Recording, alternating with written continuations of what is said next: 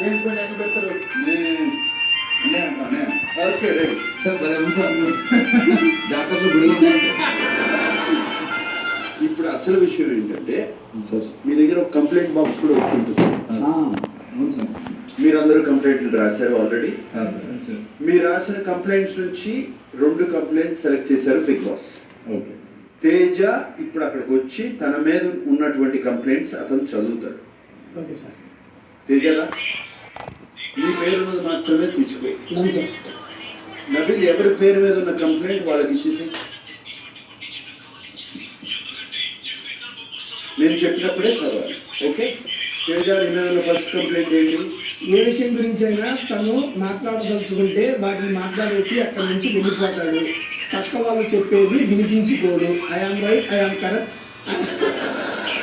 I am the only truth, my claim is only right అనే mindset నుంచి బయటికి రావాలి. ఈ కంప్లైంట్ ఈ హౌస్లో ఎవరు చేస్తుంటారు? ఒకటి విష్ణుప్రియ గారు, 2 నబీల్ సార్, ఇద్దరు అనుకున్నాను. ఒక్కడిని చేస్తే ఒకళ్ళ సార్ విష్ణుప్రియ గారు సార్. సరే, అక్కడ ఒక డాట్ ఉంది సార్. విష్ణుప్రియ బలూన్ పగలగొట్టేసి ఒక్క బెలూన్ అంటే ఇద్దరు అనుకున్నా కదా సార్. అరే, వద్దా? Okay sir. Okay done. Second complaint చదువు. ఆటపరంగా నువ్వు సరిగ్గా ఉన్నావు, కానీ ఒక మనిషిగా నువ్వు నిజాయితీతో వ్యవహరించాలి. నువ్వు చాలాసార్లు అబద్ధం ఆడడం నేను చూశాను. Be real. ఇది ఎవరు సార్ కంప్లైంట్ కాదు సార్, తిట్టినట్టు ఉంది సార్. తిట్టిందో ఎవరు? యశ్మే ఉంటుంది సార్. వెళ్ళి పగలగొట్టు. 2 తప్పు కేసు చేశారు. మొదటి కంప్లైంట్ నబీ, ఫస్ట్ రెండో కంప్లైంట్ పృథ్వీ.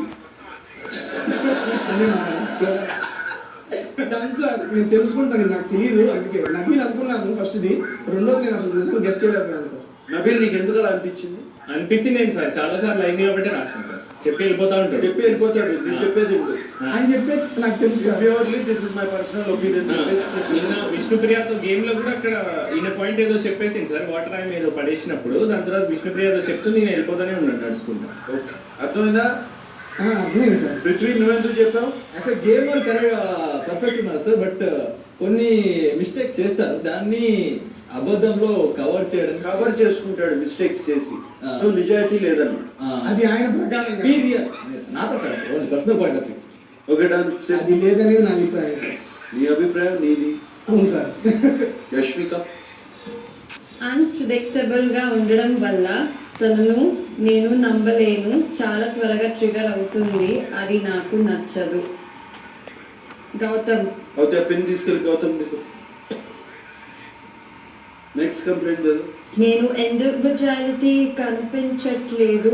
ఎవరైనా ఏదైనా చెప్తే వెంటనే నువ్వు మారిపోతావు. అసలైనా నువ్వెవరో నాకు అర్థం కావట్లేదు. ఇదెవరు? ప్రేరణ. రెండు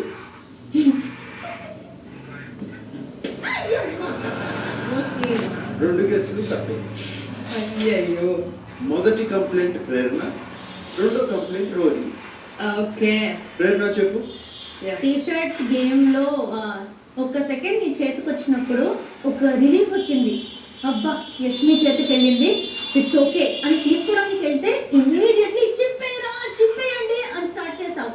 అక్కడ నాకు షాక్ అయింది. ఐ డెంట్ రియలైజ్ నీ ఇండివిజువల్ గేమ్ నీది రైటే. ఆ పాయింట్ లో నాకు తెలియలేదు అలా అవుతుందని. అది చాలా అన్ప్రెడిక్టబుల్ అని నేను చెప్పాను. ఇప్పుడు చాలా కోపం వచ్చిందని.